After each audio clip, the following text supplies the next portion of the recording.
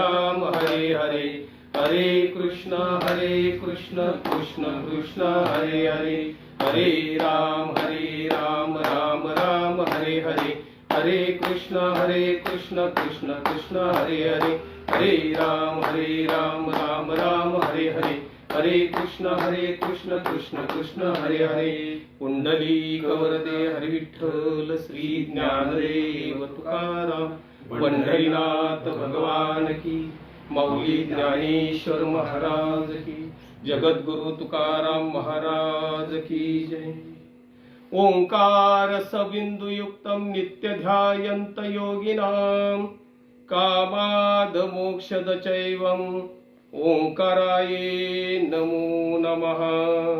गजानन भूतगणादि सेवितं, कपित्थ जम्बूफलं चारुभक्षणं, उमासुत शोक विनाशकारकं, नमामि विघ्नेश्वरं पादपङ्कजं. समचरण सरोजं सान्द्र नीलाबुदाभं, जगन्निहितपानि मण्डनानां, तरुण तुलसीमाला कंदरं कंजनेत्रं, सदय धवलहासं विठ्ठलं चिन्तयामि. ब्रह्मानन्दं परमसुखदं केवलज्ञानमूर्ति द्वन्द्वातीतं गगनसदृश्य तत्त्वमस्यादि लक्षणम्, एकं नित्यविमलमचलं सर्वादि साक्षिभूतं, भावातीत त्रिगुणरहितं सद्गुरुतं नमामि. ओम नमो जी आद्या वेद प्रतिपाद्या, जय जय स्वसंवेद्या आत्मरूपा, देवा तुची गणेशु सकलार्थमती प्रकाशु, मने निवृत्तिदासु अवधारी जोजी. आकार चरण युगुल, उकार उदर विशाल, मकार महामंडल मस्तककारे, हे तिनी एकवटले, ते तबोल ब्रह्म कवळले, ते म्या श्री गुरु कृपा नमिले आदिबीज. आता विनव वाग्विलासिनी, जे चातुर्यार्थ कला कामिनी, ते शारदा विश्वमोहिनी नमिली म्या. मज हृदयी सद्गुरु, जेने तारिलो हा संसार पुरु, मनोनि विशेषात्यादरु विवेकावरी. ओम नमो श्री परमात्मे नमः. ओम नमो श्री वासुदेवाय नमः. ओम नमो श्री नारायणाय नमः.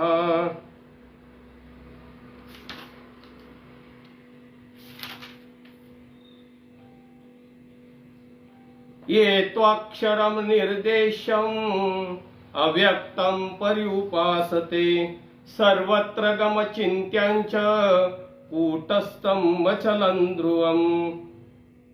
प्रस्तुत प्राप्त प्रसंगी सेवेसाठी निरूपणासाठी दिलेला अभंग श्लोक माऊली महावैष्णव ज्ञानोबा यांनी त्यांच्यावर जे ओव्या निर्माण केलेले आहेत, असा हा ज्ञानेश्वरी ग्रंथ आपल्या समोर असताना गीतेतला श्लोक 3ऱ्या क्रमांकाचा या ठिकाणी आपण निरूपणासाठी घेतलेला आहे. पर्याय द्यायचा तो असा: मुळशी तालुका वारकरी संप्रदाय समाज या समाजाच्या वतीनं भक्ती योगावर थोडं विवंचन व्हावं या उद्देशानं आपल्या भागातील सर्वच मंडळीने पुढाकार घेऊन या चॅनलला, या फेसबुकला आपण या ठिकाणी आभासी स्वरूपानं ही प्रवचन सेवा आपण आयोजित केलेली आहे. सगळ्यांना या ठिकाणी धन्यवाद देतो आणि प्रवचनाला निरूपणाला सुरुवात करतो. ये त्वाक्षरं निर्देश्यम् अव्यक्तं पर्युपासते, सर्वत्र गमचिन्त्यं च कूटस्थमचलं ध्रुवम्. ज्ञानेश्वरीच्या 12व्या अध्यायामध्ये भक्ती योग जरी सांगितला असला तरी विश्वरूप दर्शन अर्जुनाला परमात्म्यानं दाखवल्यानंतर जो प्रश्न निर्माण झाला, हे रूप माऊली महावैष्णव ज्ञानोबा ओवीच्या स्वरूपानं जर पाहायचं म्हटलं तर माऊली या ठिकाणी म्हणतात की हे विश्वरूप जे आहे ते शिव शंभूला सुद्धा तपाच्या सामर्थ्यानं दिसणारं नाही, अशा स्वरूपाचं विश्वरूप दर्शन माऊली महावैष्णव ज्ञानोबा म्हणतात की परमात्म्यानं अर्जुनाला दाखवलं. पण जी मनाची आवड असते ती चतुर्भुज स्वरूपामध्ये असणाऱ्या परमात्म्याला पाहण्याची आवड असल्यामुळे किंवा हे विश्वरूप दर्शन जरा भेसूर वाटल्यामुळे अर्जुनाला प्रश्न पडलेला होता आणि अर्जुनानं सांगितलं, देवा हे तुझं जे रूप आहे ते आवर आणि मला तुझे हे चतुर्भुज सुंदर असं रूप मला ते दाखव, मी या ठिकाणी भिलेलो आहे. अशा स्वरूपाचं वर्णन आपण 11व्या अध्यायात पाहिलं. पण 11व्या अध्यायाच्या शेवटीला एक श्लोक येतो महाराज, त्याच्यावर हा प्रश्न निर्माण झालेला आहे. काय श्लोक आहे तो? तर नाहम वेदेर्न तपसा न दानेन चेज्जया शक्यम एव विधो द्रष्टुम दृष्टवानसी मा यथा. अशा स्वरूपानं वेदांचं पठन, दान, तप, यज्ञ हे जरी केलं, हे कर्म जरी आपण आचरण केलं तरी त्या योगानं मी प्राप्त होईल याची शाश्वती नाही. अशा स्वरूपाचा श्लोक आला. मग कशानं प्राप्त होईल? तर याचं उदाहरण देताना सांगितलं की परितेची भक्ती ऐसी प्रजन्याची सुटका जैसी धरा वाचुनी अनारसी गतीच नेणे.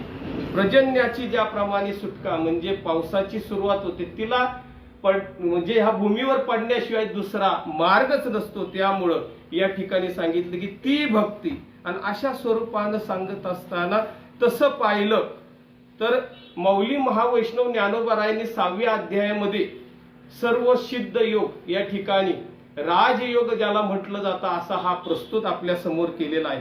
आणि असा हा राजयोग म्हणजे आत्मसंयम योगाच्या पुढं जो समाधी योग आहे किंवा तुरीय अवस्थेपर्यंत जाण्याची जी क्रिया आहे ती माऊलींनी आपल्याला सांगितली. तसं पाहिलं तर 6व्या अध्यायामध्ये योगांच्या श्लोकाच्या दृष्टीने पाहिलं तर आपल्याला उपासना कशी करावी किंवा त्या स्थानापर्यंत कसं पोचावं हे माऊली महावैष्णव ज्ञानोबराय आपल्याला सांगून त्या अध्यायामध्ये देतात. म्हणून त्याला सिद्ध दर्शन योग असं नाव पण दिलेलं आहे. आणि अशा स्वरूपाचा योग सांगितल्यानंतर अर्जुनाचा प्रश्न असा आहे की जे सतत माझे भजन करतात, ते सतत माझं नामस्मरण करतात ते भक्त, आणि येर म्हणजे ते दुसरे जे योगी आहेत, ज्ञान योगी आहेत, त्यापैकी खरा मार्ग म्हणजे अव्यक्त आणि व्यक्त अशा स्वरूपानं कोणत्या मार्गाने गेल्यानंतर मला तुझी प्राप्ती होईल, अशा स्वरूपाचा थोडक्यात प्रश्न अर्जुनानं विचारलेला. एवं सतते युक्ताये भक्तास्त्वां पर्युपासते ये चाप्यक्षरं व्यक्तं तेषांके योग वित्तमः. अशा स्वरूपाचा प्रश्न अर्जुनानं विचारलेला होता. आणि त्याला उत्तर देताना कालही आपण पाहिलं की भक्तीचं थोडस त्याला निरूपण करून लगेच अव्यक्त स्वरूपाच्या भक्तीवर परमात्मा आलेला. परमात्मा सांगत असताना सांगतात की बाबा रे तया आणि जी भक्ता येरा येरा माझे अनंता कवने योग तत्वता जाणी. त्याला सांगा असा प्रश्न तू विचारतोयस खरा, पण त्यातले हे दोन्ही मार्ग त्याच ठिकाणी जाणारे आहेत. अशा स्वरूपाचं वर्णन या ठिकाणी आपल्याला या अध्यायामध्ये आलेलं दिसतं. या श्लोकामध्ये जर पाहिलं तर अक्षर आणि अव्यक्त अशा स्वरूपानं प्रश्न विचारताना अर्जुनानं दोनच निर्देश केलेला होता. परमात्मेच्या विशेष स्वरूपाचा निर्देश करत असताना अक्षर आणि अव्यक्त या दोन स्वरूपानं या ठिकाणी प्रश्न विचारलेला होता. पण ह्या तिसऱ्या श्लोकामध्ये अनिर्देशम सर्वव्यापी अचिंत्य अविकारी अचल व ध्रुव कुटस्थ अशा स्वरूपाचे सर्व म्हणजे 8 विशेषण परमात्म्याला या ठिकाणी परमात्म्याच्याच मुखातून दिलेली आहे. ये तो अक्षर अनिर्देश अव्यक्त सर्वत्रगम अचिंत्य कूटस्थम अचलम आणि ध्रुवम अशी ही पद जरी आलेली असेल तरी या पदामध्ये काही निषेधात्मक विशेषण या ठिकाणी दिलेली आहेत. का निषेधात्मक म्हणा तर परमात्म्याची स्वतंत्र सत्ता त्या ठिकाणी दाखवलेली नाही. निषेधात्मक विशेषण कोणती कोणती आहेत? अक्षर, अनिर्देश्य, अव्यक्त, अचिंत्य, अचल, अव्यय, असीम, अपार आणि अविनाशी यापैकी इत्यादी अनेक नावं आहेत. पण अक्षर, अनिर्देश्य, अव्यक्त, अचिंत्य आणि अचल अशा स्वरूपाची नाम या ठिकाणी आलेलं आहे. आणि विधेयात्मक म्हणजे परमात्म्याची स्वतंत्र सत्ता असणारी नामं कोणती असेल तर सर्वव्यापी, कूटस्थ आणि ध्रुव. आणि आणखी एकही नाम त्याच्यात जोडता येईल सच्चित आनंद. अशा स्वरूपाचा हा परमात्मा, या परमात्म्याची सत्ता या ठिकाणी दर्शवलेली आहे. तसं पाहिलं तर आपणही त्या स्वरूपाचे आहोत, पण जीव आपलं खरं स्वरूप विसरलेला आहे. सतच्या विरुद्ध असत, चितच्या विरुद्ध जड आणि आनंदच्या विरुद्ध दुःख मानू लागला आणि खरं तत्व त्याच्यापासून बाजूला राहिलं. अशा स्वरूपानं 8 स्वरूपाचं वर्णन करत असताना श्लोकाच्या माध्यमातून जर आपण चिंतन केलं तर अचिंत्य हे पद निर्गुण निराकार ब्रह्माचे वाचक आहे. अचिंत्य तो चिंतनाचा विषयच होऊ शकत नाही. मन बुद्धी हे प्रकृतीचे कार्य आहे आणि ही प्रकृतीचा विषय हे मन आणि बुद्धी करू शकतात, पण प्रकृतीच्या पलीकडे असणारा हा परमात्मा त्यांच्या बुद्धीला कसा विषय होऊ शकतो, मनाला आणि बुद्धीला कसा विषय होऊ शकतो. अशा स्वरूपाचा हा अचिंत्य सर्वत्र गम, सर्वत्र हा असणारा हा परमात्मा देश काल वस्तू आणि व्यक्तीत परिपूर्ण असल्यामुळं हे ब्रह्म सर्वगम आहे. अशा स्वरूपाचं चिंतन या श्लोकामध्ये आलेलं आहे. अनिर्देशम, भाषा आणि वाणीनं याचा निर्देश करता येत नाही म्हणून त्याला अनिर्देशम अशा स्वरूपानं म्हटलेलं आहे. मन वाचातीत तुझे हे स्वरूप, म्हणून या भक्ती माप केले. भक्तीची मापे मोजितो अनंता, इतराने तत्वता न मोजवे, असं आपल्याला तुकोबाराय सुद्धा सांगतात. आणि अशा स्वरूपाचं हे स्वरूप कूटस्थ पद्धतीनं या ठिकाणी त्याची एक सत्ता दाखवलेली आहे. सदा एक रस राहणाऱ्या सच्चिदानंद घन ब्रह्माचे हे वाचक आहे महाराज. कसं बनाल तर थोडासा दृष्टांतानं बघितलं तर सोनाराकडे जे आयरन असते, अनेक अलंकार त्याच्यावर घडवले जातात, अनेक अलंकार घडवले जातात, पण त्या आयरनीमध्ये जसं काही फरक पडत नाही तशा स्वरूपाचा संदर्भ या कूटस्थ या ठिकाणी या पदाला देता येईल. त्याप्रमाणे संसारातील भिन्न भिन्न प्राणी पदार्थाची उत्पत्ती स्थिती लय जरी होत असला, विनाश जरी होत असला, तरी परमात्मा सदा जसाच्या तसा असतो. आणि कसा म्हणाल तर दुसऱ्या अध्यायात एक माऊली महावैष्णव ज्ञानोबरायांची ओवी आलेली, या उपाधी माझी गुप्त चैतन्यासे सर्वगत ते तत्वज्ञ संत स्वीकारती. किंवा दुसरी एक ओवी देता येईल, देखे सारा सार विचारिता भ्रांती ते पाहे असारता सार ते स्वभावता नित्य जाणे. जे सार आहे ते नित्य आणि आसार आहे ते आसार आहे महाराज. भूस बीज एकवट उपनिता राये घनवट उडे ते फलकट जाणू आले. जे उडून जातं ते फलकट असतं आणि जे सार असतं ते राशीवर पडतं. या आपल्याला या ठिकाणी कुटस्थ या पद्धतीने घेता येईल की जे सार आहे ते सदा असतं आणि जे आसार आहे ते नाशिवंत असतं. तुम्ही आम्ही जन्माला आलो, आपण वेगळं पडलो, समुद्रातलं ओंजळभर पाणी बाजूला घ्यावं, ते जसं वेगळं पडतं त्यातला खारटपणा तसंच त्या तळ हातावल्या पाण्याला येतो, ते गोड होत नाही. पण समुद्रात जी ताकद आहे बुडवण्याची किंवा जे सामर्थ्य ते तळ हातावल्या पाण्याला राहत नाही. तसं परमात्म्यापासून आपण वेगळं पडलो आणि वेगळं पडल्यामुळं गुण आपल्यात आले. कोणते गुण आले? षडगुण ऐश्वर्य संपन्न एक भगवंताची जाण. आपल्याकडे ते गुण आले, पण वरकड कोठे काही एक आहे एक नाही.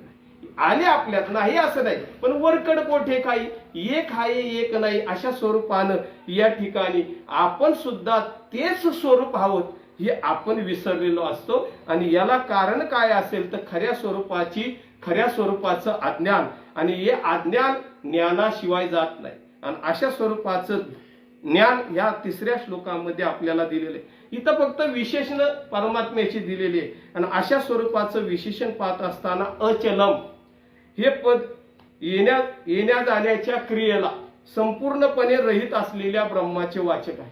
तो येतही नाही जात नाही. हे मजची स्तव झाले परी म्या नाही केले ऐसे जेने जाणितले तो सुटला गा.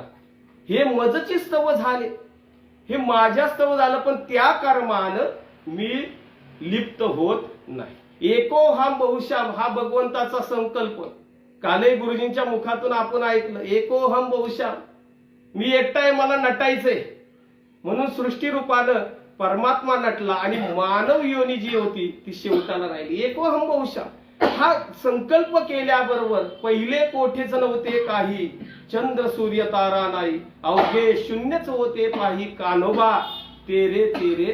तेथे एक ढालगज निर्माण झाली, तिथं माया निर्माण झाली. कुणापासून निर्माण झाली? ही आदिपुरुषाची माया, ब्रह्मयाई नयेची आया, मनोनी बुलविले राया संजीव म्हणे. ही आदिपुरुषाची माया. तो आदिपुरुष जो आहे त्याच्यापासून मायेची निर्मिती झाली. का? फक्त संकल्प केला महाराज, मायेची निर्मिती झाली आणि नाभी कमळातून ब्रह्मदेवाची निर्मिती झाली. पण सृष्टीच्या उपक्रमा पूर्वी गाविरोत्तमा, वेडायचा ब्रह्मा एकला होता किंवा ब्रह्मायचा एकला, वेडा एकला होता, अशा स्वरूपाने एक ओवी आलेली. ब्रह्मदेवानं कार्य दिलं देवानं, ब्रह्मदेवाची निर्मिती झाली. ब्रह्मदेवाला कार्य काय? सृष्टीची रचना करणं. ही सृष्टीची रचना करत असताना ती बुद्धीच त्याला प्राप्त नव्हती आणि ते एक अक्षरी प्रणव ब्रह्म म्हणलं तर हे ओम एक अक्षरी बीज परमात्म्यानं ब्रह्मदेवाला दिलं आणि तो 100 वर्ष तप केल्यानंतर या सृष्टी रचनेला कारणीभूत झाला. अशा स्वरूपाची चौथ्या अध्यायामध्ये आपल्याला सांगितलेलंच आहे. मग हे ओम नेमकं, हा स्वर म्हणजे काय, हा बोल म्हणजे नेमकं काय, हे कुठून निर्माण झालं?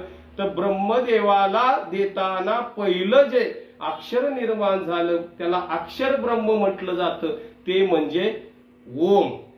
आकार चरण युगुल, उकार उदर विशाल, मकार मामंडल मस्तककारे, हे तिनी एकवटले, ते बोल ब्रह्म कवळले, ते म्या श्री गुरु कृपा न मिले आदी बीज.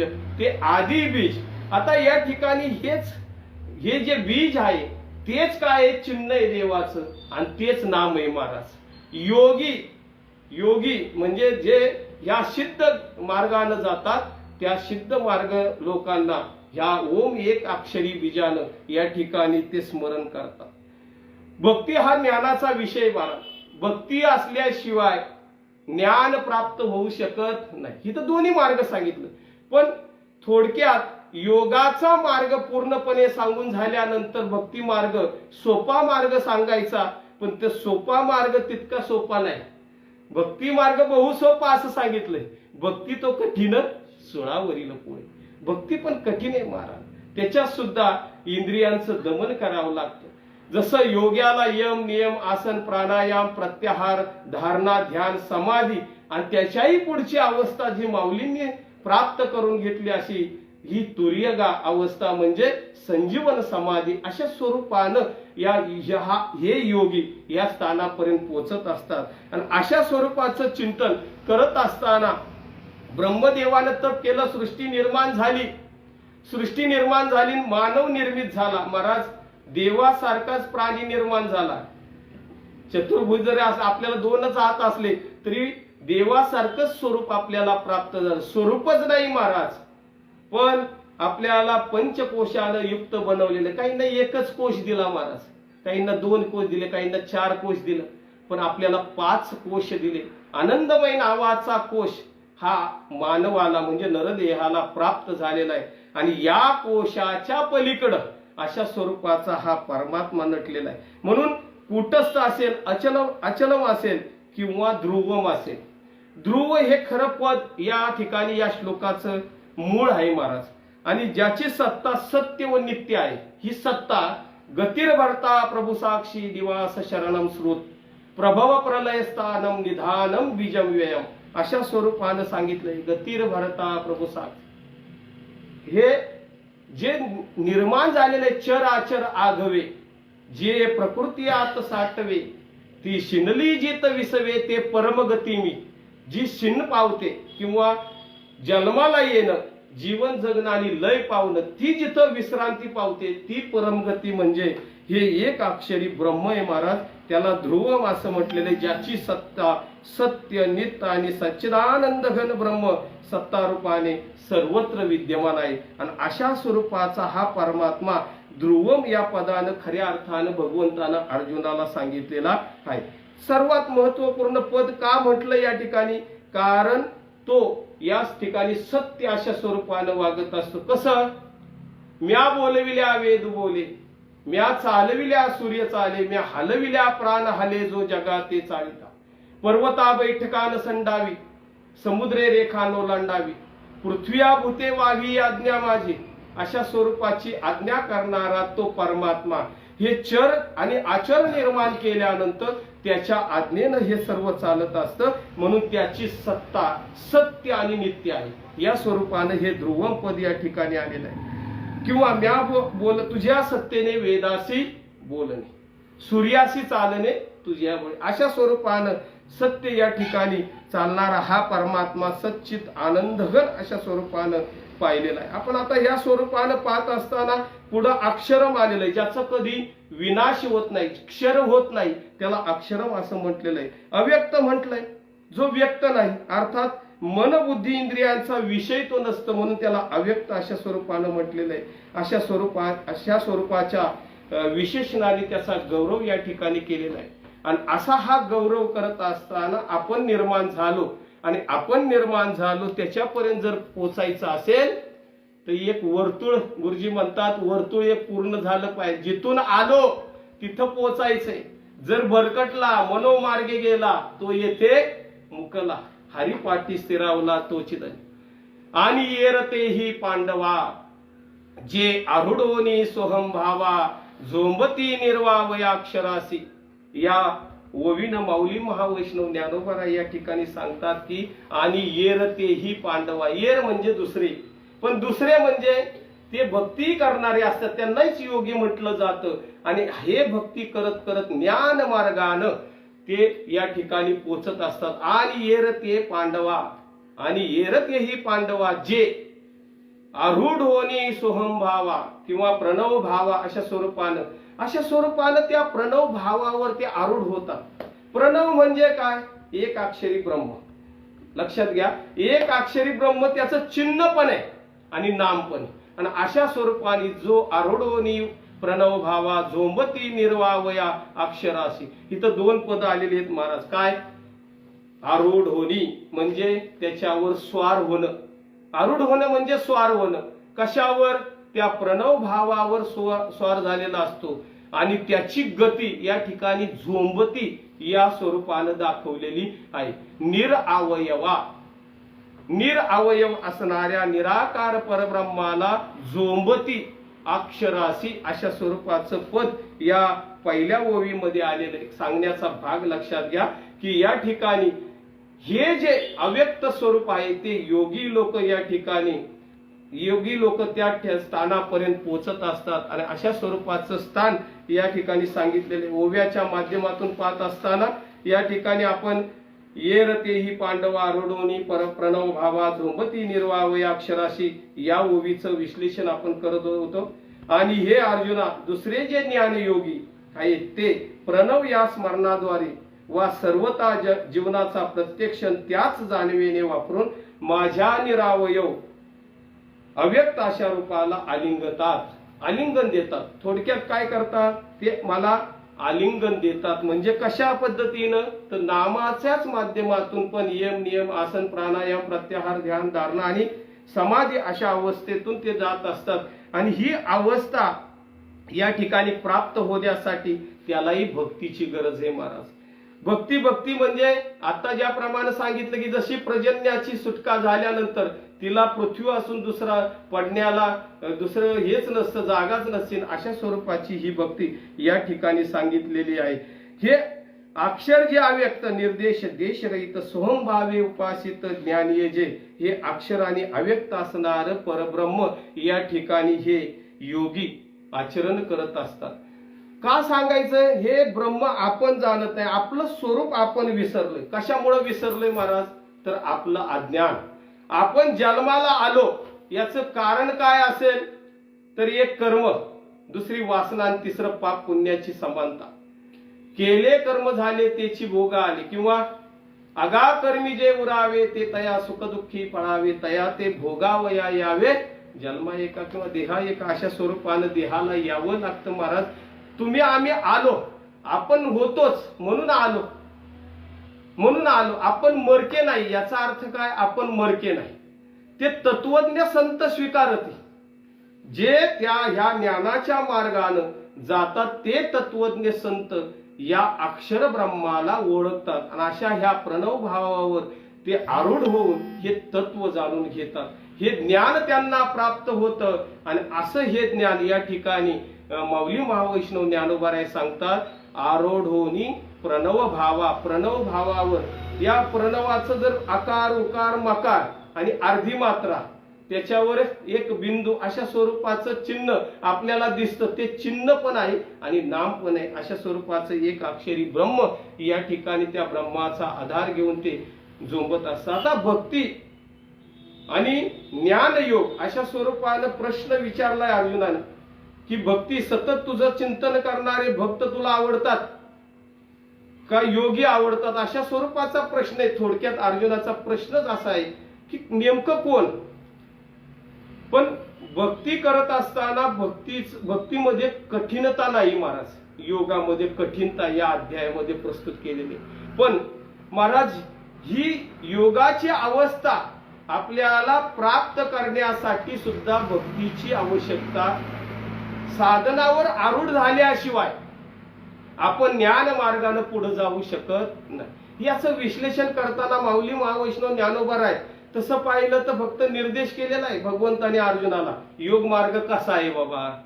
पण माऊलींनी सगळा योग आपल्या पुढे उलगडून दाखवलेला आहे. कसा म्हणाल तर आसन कसं असावं, जागा कशी असावी, तिथं मठ असावा का, कोणते पक्षी तिथे यावे, कसं बसावं, डावा पाय कुठं असावा, उजवा पाय कसा असावा, हात कुठे असावेत, अशा स्वरूपानं किंवा या मनबुद्धी प्राणाचा संयम कसा करावा अशा स्वरूपाची सगळी उदाहरणं माऊली महावैष्णव ज्ञानोबाराय सिद्ध योग किंवा ज्याला योग दर्शन आपण म्हणतो अशा 6व्या अध्यायामध्ये आपल्याला देत असतात. म्हणून या ठिकाणी विशेष स्वरूपानं त्यांचं आणि आपलं एकच तत्व अशा स्वरूपानं आहे. आणि हे ज्ञान आपल्याला पुढे प्राप्त होईल ते ज्ञान मग अपेक्षित आपले तेही सांगती पुसले, जेने अंतकरण बोधले संकल्पाने.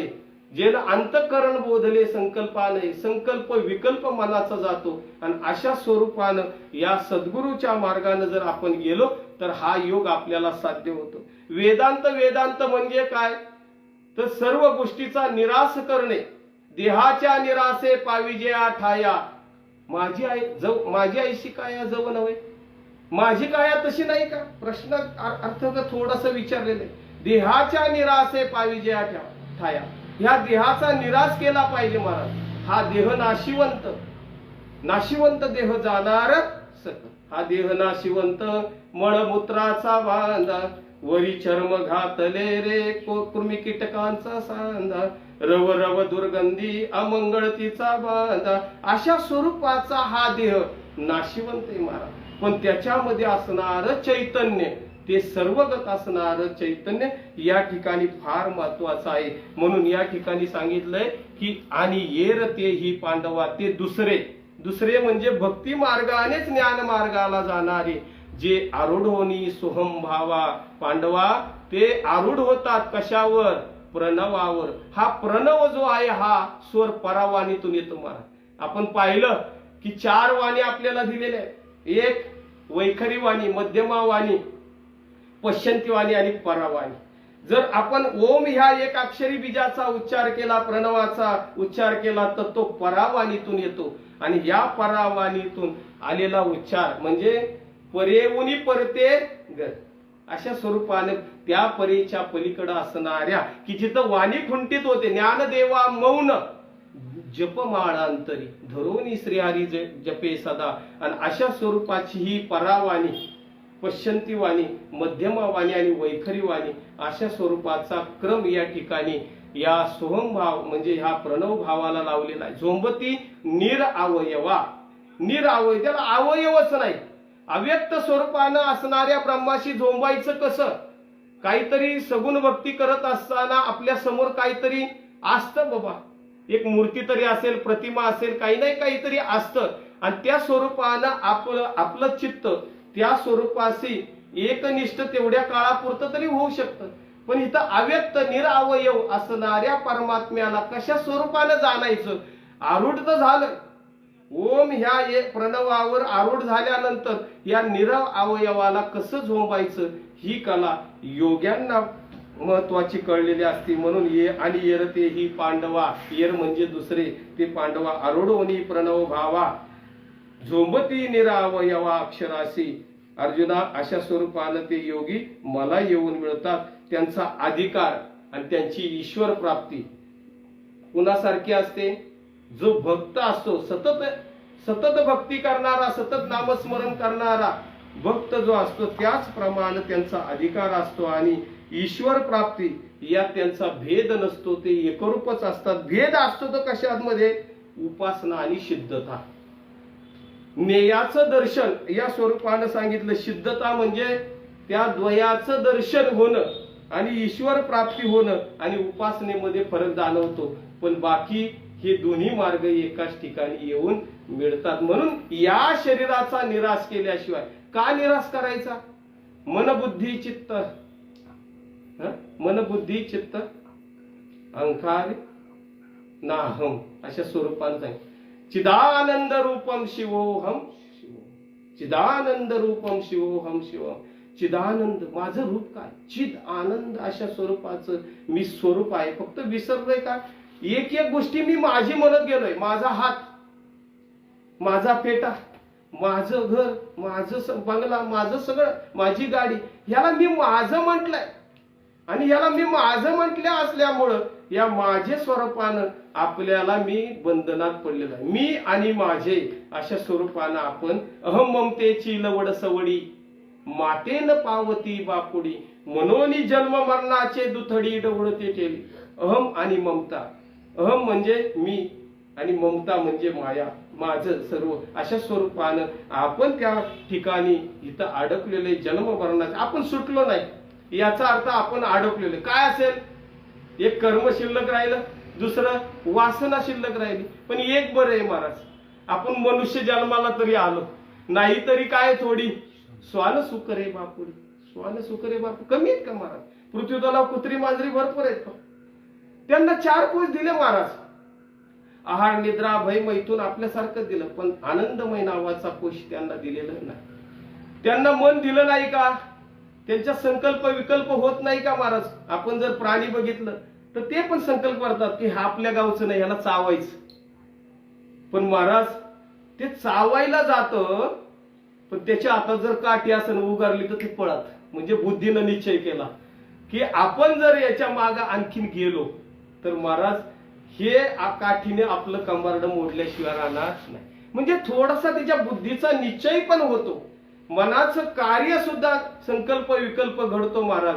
पण आनंद घेण्याची दृष्टी त्यांना दिलेली नाही. आणि असा हा मनुष्य देह तुम्हाला प्राप्त झाला त्याच्या अंशापासून झालेला आहे. सर्वस्यच्या हृदयी सन्निविष्ट, सर्वांच्या हृदय देशी, एरवी सर्वांच्या हृदय देशी मी अमुक आहे ऐशी. जी बुद्धी स्फुर्यानिशी ती वस्तुगामी, ती वस्तू पाहण्याचं सामर्थ्य फक्त या योनीला दिलेले महाराज. कुत्र्या मांजरांना, इतर प्राणी पक्ष्यांना ते दिलेलं नाही. सर्वस्यचाहम हृदयी सन्निविष्ट मत्त स्मृतीर ज्ञानमपोहनंच वेदेच्च सर्वे रहमेव वेद्यो वेदांत क्रद्विदेव देव देवचाहम अशा स्वरूपानं श्लोक आलेला आहे. सर्वस्यचाहम हृदयी सन्निविष्ट, किंवा सोपी ओवी जर सांगायचं म्हटलं तैसा हृदयामध्ये मी. त्याचं ठिकाण म्हटलं तर महाराज या ठिकाणी आहे. त्या ब्रह्माचं ठिकाण हृदय. हृदय का हो? तर ते प्रेमाचं प्रतीक. मनुष्य वैखरी वाणीने बोलला तर तो बदलू शकतो महाराज, पण हृदयापासून जो बोलतो तो बदलत नाही. प्रेमाचं प्रतीक म्हणून काय दाखवलं जातं तर ते हृदय दाखवलं जातं. आणि तो त्या हृदयामध्ये बसलेला आहे, हृदयामध्ये बसलेला आहे. बरेच श्लोक त्याच्यावर आलेले आहेत, बरेच श्लोक आलेले आहेत. आणि आज या ठिकाणी विशेष स्वरूपाने सांगायचं म्हटलं तर तो परमात्मा कसा नटलेला आहे? सगुण स्वरूपानं नटलेला आहे, निर्गुण स्वरूपानं सुद्धा तो. त्याला नटावं नाही वाटलं का महाराज? तो पण नटला ना महाराज. पहिला नटायला गेला, त्याला वाटलं मला पण या पृथ्वीतलावर यायचं म्हणून नटायला गेला महाराज. पण पाण्यातलं कासव झाला, पाण्यातच होता तो. नरयस्य नारायण, तो पाण्यातच होता. त्याला वाटलं नटाव, तो नटायला गेला आणि कासव झाला. आध्यात्मिक अर्थानं वेगळा आपण अर्थ आपल्या पुढे दिलेला आहे, पण नटलाय का नाही महाराज कासवाच्या रूपाने? नटला, आणखी नटावंसं वाटलं. गुरुजी सांगतात आणखी नटावंसं त्याला वाटलं आणि आणखी नटायला गेला महाराज. आता तो काय झाला, पाण्यातला मासा झाला आणि माशापासून परत कासव झाला. आता तो बाहेरही येऊ लागला, म्हणजे पाण्यातही राहू लागला आणि बाहेर येऊ लागला. पहिला जो मत्स्य अवतार झाला तो पाण्यात झाला. कशासाठी झाला? ही आध्यात्मिक कथा आपल्याला माहिती आहे. महाराज आध्यात्मिक कथा, धर्माचं रक्षण करण्यासाठी तो अवतार घेतो हे सर्वांना मान्य. यदा यदा ही धर्मस्य, धर्माचं रक्षण करण्यासाठी अवतार घेतला. पण मत्स्य झाला, आणखी नटावंसं वाटलं. कासव झाला, आणखी जावंसं वाटलं. पुढं पुढं आता मी वाळवंटात फिरतोय, पाण्यातही राहते, पण आणखी नटावं म्हणून नटायला महाराज गेला आणि काट्या कुट्या जाण्यासाठी वराळ झाला. तो नटला महाराज, नटला. आध्यात्मिक अर्थाने पृथ्वी रसातळाला चालली म्हणून तिचं काय करण्यासाठी, तिचं रक्षण करण्यासाठी जरी अवतार असेल तरी देव नटला महाराज. देवाला आणखी नटावंसं वाटलं, आणखी नटावंसं वाटलं. देव नटायला गेला महाराज, देव नटायला गेला. पण काय झालं, अर्ध माणूस झाला आणि प्राण्याचं मुख राहिलं. म्हणजे काय झालं, मागच्या जन्मातले संस्कार तसेच राहिले महाराज. मागच्या जन्मातले संस्कार तर जसे आपले संस्कार, आपल्याला संस्कार अनेक अनादी कालापासून जे जे आपल्यावर उमटले त्या पद्धतीने हे संस्कार तुमच्या आमच्यावर येत असतात. आपण या स्वरूपाला, या ज्ञानेश्वरीची सेवा का करतो? कुठंतरी आपल्याकडून या ज्ञानेश्वरीची सेवा घडली असेल म्हणून या ठिकाणी आपल्याला ही सेवा घडते. हे कुठंतरी घडत असतं. तशा स्वरूपानं भगवंत नटला, पण पूर्णत्वानं नटता आलं नाही. मुख प्राण्याचं झालं, शरीर मानवाचं झालं. आणखी नटावंसं वाटलं. प्रल्हादाकाराने अवतार घेतला महाराज, स्तंभी अवतार असं सांगितलंय. पण देव नटायला आणखी गेला महाराज, नटायला गेला. पूर्ण मनुष्य झाला पण बटू झाला.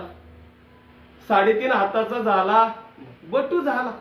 आणखी नटावंसं वाटलं, 3.5 हाताचं व्हावंसं वाटलं. देव आणखी नटायला गेला महाराज आणि एक वचनी एक बाणी परशुराम अवतारानं त्याची निर्मिती झाली. पण मागच्या अवतारातला क्रोध वाकी गेला. निक्षत्रिय पृथ्वी करीन अशा स्वरूपाचा पुणे घेतला महाराज. आणि बापाच्या सांगण्यावरून आपल्याला सर्वांना कथा माहिती, कथेमध्ये वेळ न दवडता या ठिकाणी सांगायचा उद्देश की देव नटला. परशुराम अवतार झाल्यानंतर आणखी नटावंसं वाटलं, विकारही गेले पाहिजेत म्हणून देव नटला महाराज. एक वचनी एक पत्नी एक बाणी अशा स्वरूपानं प्रभू रामचंद्राच्या स्वरूपानं देव नटला. पण स्वतंत्र नव्हता. बोलीला वाल्मिक तैसेची करी, वरतून दावीन नामा म्हणे. नामा म्हणे वरतून दावी. काय, जसं वाल्मिकानं लिहिलं त्याच पद्धतीनं भगवंताला आचरण करावं लागलं. देवाला वाटलं मी मुक्त असावं, असं मला नटता यावं म्हणून देव आणखी नटला महाराज. आणि तोच पूर्णतम अवतार म्हटलं तर श्रीकृष्ण परमात्म्याचा अवतार गोकुळामध्ये झाला. गोकुळामध्ये असा अवतार झाला आणि अशा स्वरूपानं देव नटला. आजही नटलेला आहे देव. कुठं नटला? वैकुंठ सोडोनी आलो तुझ पासी, कागा ना बोलसी भक्तराया. भक्तांसाठी तो नटला महाराज. पंढरपूर पाटणी गाव, एक राजा सार्वभौम, किंवा जंबू या दीपा माझी एक पंढरपूर. धर्माचं नगर देखा, विठू पाटील त्याचं नाव. नटलाय महाराज. कशासाठी तो तिथं नटला महाराज? भक्त पुंडलिकाला काय देण्यासाठी? भक्त पुंडलिकाला दिलेला बोल पाळण्यासाठी, वचन पाळण्यासाठी. युगे 28 विटेवरी उभा. या युगामध्ये महाराज तो नटलेला आहे. कसा नटला म्हणाल तर गुन्हा आला विटेवरी, पितांबरधारी सुंदर जो. अशा स्वरूपानं सुंदर ते ध्यान उभे विटेवरी, करकटावरी ठेवून या. अशा स्वरूपानं हा परमात्मा नटला. कारण एकच घडलं महाराज. कारण फक्त भक्तराज पुंडलिकाला दिलेलं वचन. काय वचन दिलं? पंचमहापातकी विश्वासघातकी, जासी अमादिकी गांजेले, ऐसिया पतिता करिले सनात. हे माझे अर्थ पूर्वी देवा देवा, माझा अर्थ एवढं पुरव. काय? विश्वासघात करणारे तुझ्याकडे दर्शनाला येतील, पंचमहापातक करणारे येतील, त्यांना तुझ्या दर्शनानं मोक्ष दिल्याशिवाय राहू नको. ही याचना पुंडलिक राजानं तुमच्या आमच्यासाठी केली. तुकोबरायांचा सुंदर अभंग आहे, छोटा अभंग आहे महाराज. याच वरावर दिलेला, पुंडलिकाला वर दिला. पंढरीचे वार करीते अधिकारी मोक्ष, पंढरीचे वार करीते अधिकारी मोक्षाचे. पुंडलिका दिला वर. करुणा कर विठ्ठले, मूड पापी जैसे तैसे उतरी कासे लावली. आणि तुका म्हणे खरे केले एका बोला संता. एका संताला दिलेलं वचन करण्यासाठी तो परमात्मा नटलाय महाराज. तसं तुम्ही आम्ही सुद्धा या ठिकाणी नटलेलो आहे. खरं सांगायचं फक्त स्वरूप विसरलोय. आपलं स्वस्वरूप जे आहे सच्चित आनंद, या स्वरूपापासून आपण बाजूला गेलोय. हे स्वरूप कधी प्राप्त होईल त्याचं उदाहरण आपल्याला पुढच्या ओवीमध्ये दिलेले. ती मनाची नखी न लगे, बुद्धीची दृष्टी न रिगे. मनाची नखी सुद्धा तिथपर्यंत जात नाही. हे मन नेमकं, मन आणि हृदय एक रूप जोपर्यंत होत नाही, जिथं हा परमात्मा स्थिर झालेला आहे हृदयामध्ये. म्या हलविल्या प्राण हाले. कुठं हलवतोय? म्या हलविल्या प्राण हाले जो जगाते चाळीता. तो हृदयस्थ असणारा परमात्मा या स्वरूपानं मन जर एकवटलं नाही. पण ह्या मनाचा स्वभाव असा आहे महाराज, मन असं आहे इथं मनाची नखी न लगे म्हणजे मनाचा स्पर्श सुद्धा होत नाही. असं काठीण्य सांगितलंय, काठीण्य सांगितलंय महाराज. विचारलं म्हणून सांगितलं, पण ते कठीण नाही. मन हे कुठं बसलेलं आहे? इंद्रिय आणि बुद्धी माझारलिया संधी, रजोगुणाचे खांदी तरळत असे. इंद्रिय आणि बुद्धी माझारलिया संधी, रजोगुणाचे खांदी तरळत असे. ते रजोगुणाच्या खांदीवर बसलेले. त्याला मन हे नाव का दिलं? वाया मन हे नाव, एरवी कल्पनाची सावेव, जयाचे निसंगे जीव. जीव दशा, जीव दशा वस्तू. आपल्याला जीव दशा का प्राप्त झाली? तर मनोमार्गी गेला तो येथे या दशेला म्हणजे या योगाला तो प्राप्त होत नाही. जे आपल्याला वर्तुळ पूर्ण करायचंय महाराज, ते वर्तुळ पूर्ण करत असताना अंतःकरण, अंतःकरणानंतर बुद्धी, बुद्धीनंतर मन, मनानंतर इंद्रिय. पण मनाच्या ते रजोगुणावर बसलेलं असल्यामुळं किंवा मनच हे अपंचीकृत रजांशापासून बनलेलं आहे महाराज. या मनाच्या मार्गाने गेला म्हणजे तो इंद्रियाला घेतलं आणि नको तिकडं भरकटला, ते वर्तुळ पूर्ण होत. निश्चय करणारी बुद्धी केविलवाणी होते महाराज. आणि हा बुद्धीच्याही आवाक्यात येत नाही. तो कुठे आहे महाराज? बुद्धीच्या पलीकडे. अशा स्वरूपानं तो परमात्मा आहे. म्हणून या ठिकाणी मनाला लगाम घालायचा असेल तर काय करायला लागेल? मनाचा एक स्वभाव चांगला आहे. माऊली महावैष्णव ज्ञानोबाराय सांगतात की या मनाचा एक स्वभाव लय भारी. जर आपण त्याला त्याच्या आवडीचं देत गेलो आणि आपल्या हिताचं देत गेलो तर ते केल्याशिवाय राहत. या मनाचे एक निके, जे देखली या गोडीच्या ठाया सोके, म्हणून अनुभवाची स्वसुके दावित जायचे. या मनाचे एक निके, जे देखली या गोडीच्या ठाया सोके. जे पाहिली ना गोष्ट महाराज, त्याने एखाद्या चिंतनाची गोष्ट त्याला लागली तर तिथं ते सोकल्याशिवाय राहत. म्हणून काय दाखवायचा? अनुभव दाखवायचा महाराज. अनुभवाची स्वसुके, स्वसुखाचा अनुभव दाखवल्याशिवाय ते मन परत अंतर्गत म्हणजे अंतर्यामी येत नाही. ते बाह्य गोष्टीकडे धावतं, कारण त्याचा स्वभावच चंचल आहे महाराज. कशापासून बनलंय? ते वायू तत्वापासून बनलेले, त्यामुळे ते चंचल. किंवा चंचलम मन कृष्ण असं स्वरूपाचाही प्रश्न. म्हणजे हे मन कसं आवरावं, असं त्याचा वेग कसा आवरावा, कारण त्याचा वेगच इतका आहे महाराज. वेगामध्ये मनो मधुकरो मेघो मानिनी मदन मरुत, मा मधो मरकटो मत्सो मकरादश चंचल. अशा स्वरूपानं चंचल असणाऱ्या मनाला आवरायचं कसं? तर ते मन बुद्धीच्या योगानं तिथपर्यंत पोहोचलं पाहिजे. म्हणूनच माऊली महावैष्णव ज्ञानोबाराय सांगतात की मन बुद्धी सांचेशी, जरी माझ्या स्वरूपी अर्पिशी, तरी मातेची का पावसी ही माझी बाग. मी शपथ घेऊन तुला सांगतो अर्जुना, देवही सांगतात आणि परमात्माही देवही सांगतात आणि माऊली महावैष्णव ज्ञानोबाराय तुम्हा आम्हाला सांगतात, मन बुद्धी सांचेशी, जरी माझ्या स्वरूपी अर्पिशी, तरी मातेची गा पावसी ही माझी बाग. मी शपथ घेऊन सांगतो, मन आणि बुद्धी जर तू घेऊन आलास तर तू त्या स्थानापर्यंत पोहोचल्याशिवाय राहत नाही. पण इथं पुढेही सांगितलंय मनाची नकी लगे न लगे, मनाचा स्पर्श सुद्धा होत नाही. पण मनाचा स्वभाव चांगला असला तर ते हृदयात स्थिर होतं महाराज. आणि त्या एक अक्षरी ब्रह्मावर ते स्थिर झाल्यानंतर त्याला त्याचा अनुभव येतो. जसा तुकोबारायांना अनुभव आला, माझा पहा अनुभव केला देव आपुला. माझा अनुभव बघा, मी देव माझा केला. दोन अर्थानं पला. माझा पहा अनुभव केला देव आपुला, मी माझा देव केला. आणि माझा पहा अनुभव केला देव तो हा विठ्ठल. हे निराश केल्याशिवाय होत नाही. देहाच्या निराशे पाहिजे, देहाचा निराश झाला पाहिजे. देह मीच म्हणून जे जगणारे ते प्रपंचात गुरफडले मान. लक्षात घ्या, संसाराला सत्य मानून बसले, पण हे आजा मेला पंजा मेला बापई मसना गेला देखत देखत नातू पंतू. महाराज आजा पंजानं तोच केला. संसार ती संसार किंवा संसाराची व्याख्या करत असताना माऊली महावैष्णव ज्ञानोबा करतात, उपजणे आणि निमणे हे साचची जे का मानणे तया जीव लोकुमी म्हणे संसारोहन. संसाराची व्याख्या माऊलींनी करावी आणि आद्य शंकराचार्यांनी करावी. पुनरपी जननम पुनरपी मरणम पुनरपी जननी जठरी शयनम ये संसारे बहुदुस्तारे कृपया पारे पाहे मुरारे. अशा स्वरूपानं आद्य शंकराचार्य पण सांगतात आणि माऊली महावैष्णव ज्ञानोबा सुद्धा संसाराची याची व्याख्या करताना सांगतात की संसार बाबा असा आहे, उपजणे आणि निमणे.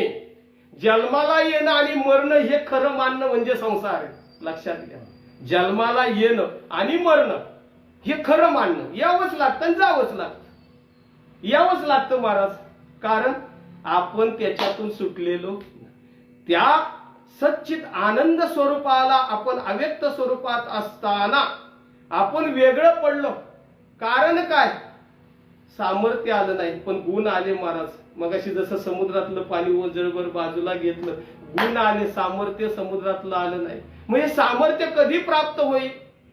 जोपर्यंत ओझळीतलं पाणी समुद्रात विलीन करत नाही तोपर्यंत ह्या पाण्याला, तळहातावल्या पाण्याला, या जीवदशेला शिवरूप प्राप्त होत नाही. म्हणजे थोडक्यात, न म्हणा देह माझा ईसा मग भरवसा कळेल. अमरहा खरे की पहा खोटे ते. न म्हणा देह माझा ईसा मग भरवसा कळेल. माझा देह म्हणू नका, मग तुला भरवसा कळल्याशिवाय राहणार नाही. तुकोबारायांचा अनुभव तुकोबारायांनी गाथेमध्ये आपल्याला प्रस्तुत केला.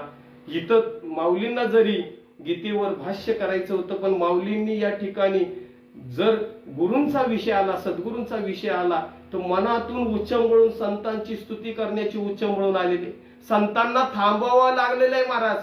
लक्षात घ्या, काही काही विषय हे त्याच्या प्रकृतीने निगडीत असतात. आणि असं ही गुरुसेवा माऊली महावैष्णव ज्ञानोबरायांनी केली. नवे नवे माऊलींनी काय केले? माझी सत्यवादाचे तप वाचा केले बहुत कल्प. मी माझ्या सत्यवादाचं मी तप केलं आणि माझ्या वाचन हे निर्माण झालं, अशी या ठिकाणी सांगतात. आणि परतही कमीपणा माऊली घेतात. काय घेतात? एरवी तरी मी मूर्ख.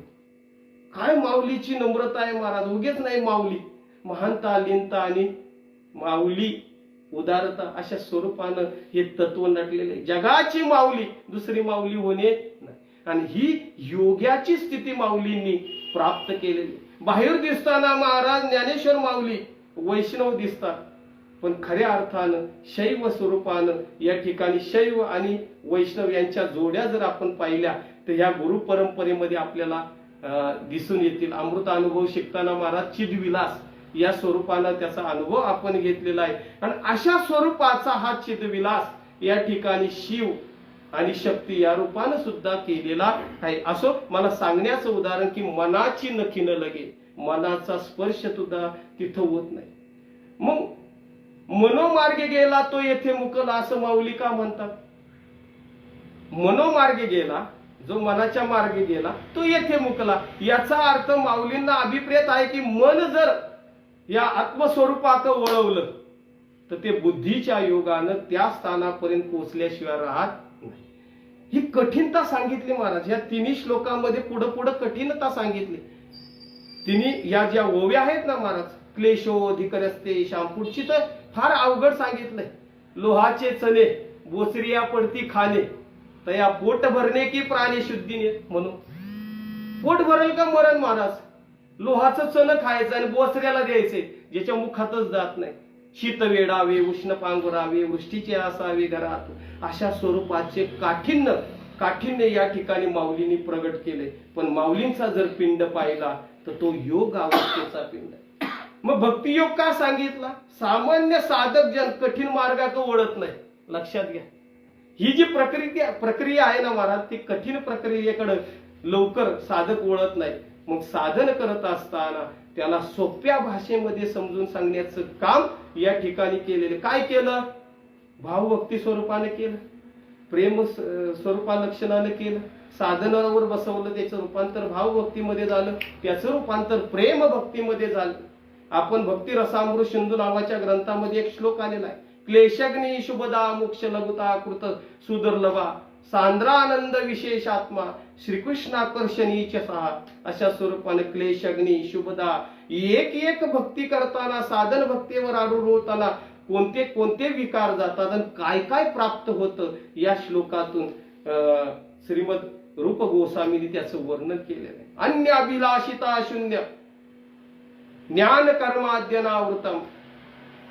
अन्य अभिलाषिता कर्म ज्ञान मार्गाचं खंडन करून रूप गोस्वामींनी त्या भक्तिरसामृत सिंधूमध्ये भक्तिरसाचं वर्णन केलंय. तेच वर्णन माऊलींनी या अध्यायामध्ये केलेलं आहे. पण योगाची कठीणता सांगितलं तरी मार्ग हा अवघड नाही हे सांगायला विसरले नाहीत.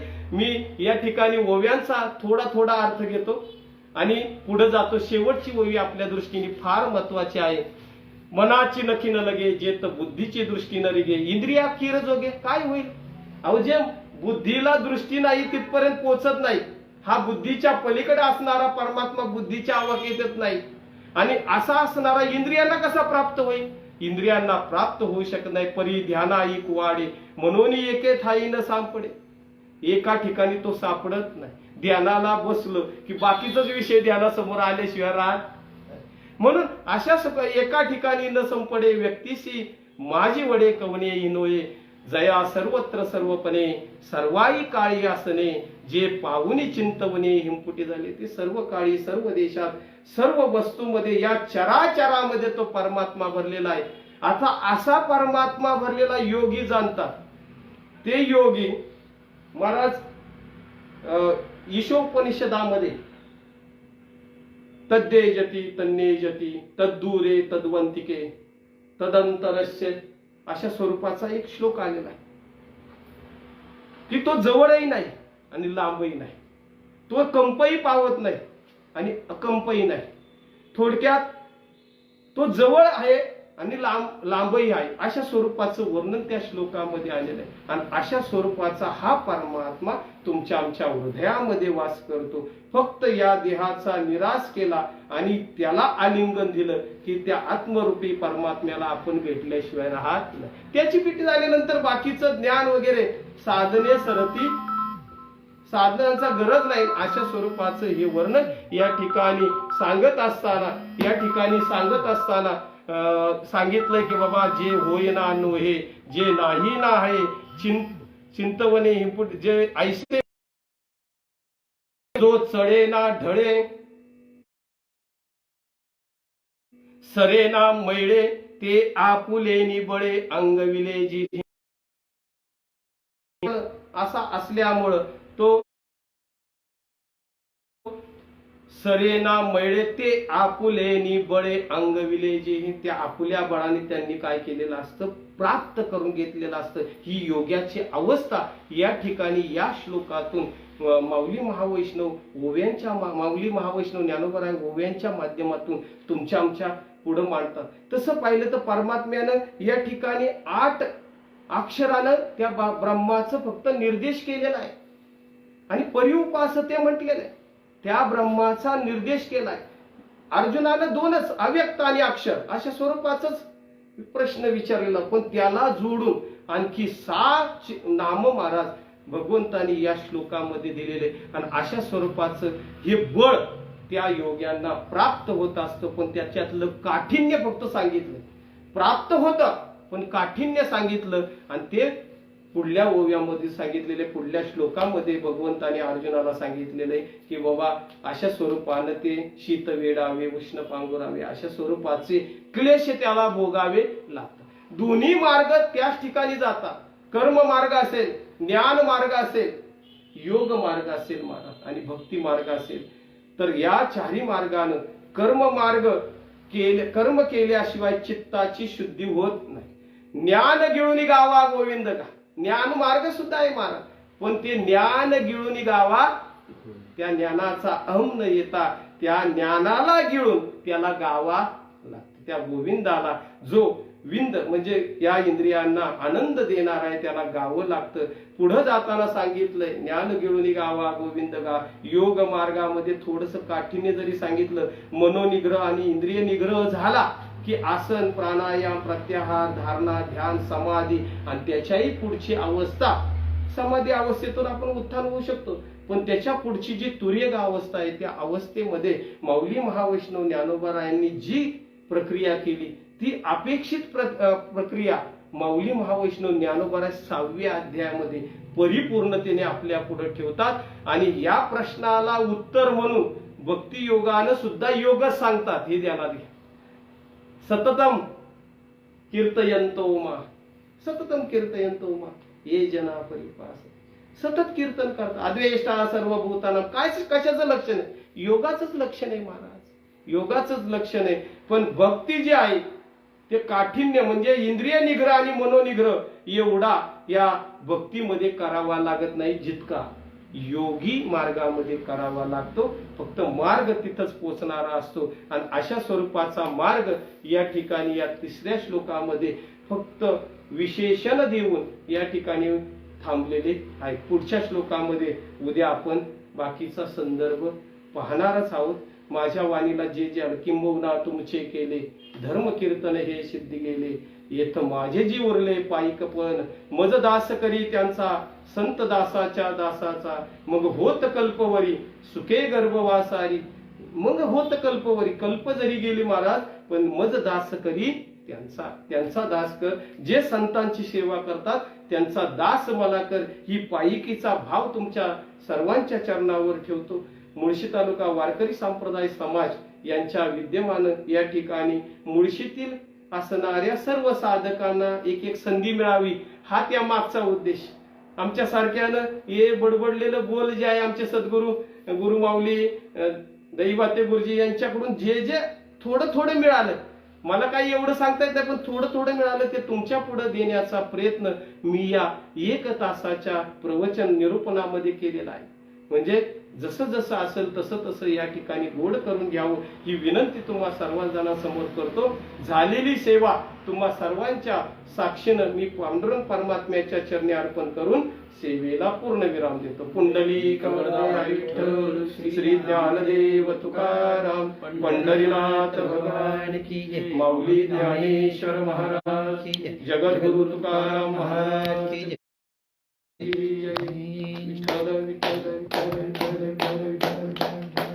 आता विश्वात्मके देवी येणे वागिल तोषावे, तोषोनी मजल्यावे पसाई दाणे. जे खळाची विरंकटी सांडो तया सत्कर्मी वाढो. भूता परस्परे जडो मैत्र जीवांचे, दुरितांचे तिमिर जावो, विश्व स्वधर्म सूर्य पाहू. जो जे वांछेल तो केला हो प्राणी जात. वर्षत सकळ मंगळी ईश्वर निष्ठांची मंदिराळी. अनवरत भूमंडळी हेत तया भूता. चला कल्पतरुचे अर्णव चेतना चिंतामणीचे गाव. बोलते जे अर्णव पियुषांचे चंद्रमे जे आलांछन. मार्तंड जे तापहीन ते सर्वाही सदा सज्जन सोयरे होतु. किंबहुना सर्व सुखी पूर्ण होऊनी तिही लोकी. भजितो आदी पुरखी अखंडित आणि ग्रंथोपजी विशेषी लोके. द्रष्टा दृष्ट विजय वाजे येत मने श्री विश्वेश्वराव. हा होईल दान सताव येणे वरे ज्ञान देव सुखी आधार. येणे वरे ज्ञान देव सुखी आधार. येणे वरे ज्ञान देव सुखी आधार. हरि ओम. शांती शांती शांती. पुंडलिक वरदे हरि विठ्ठल श्री ज्ञान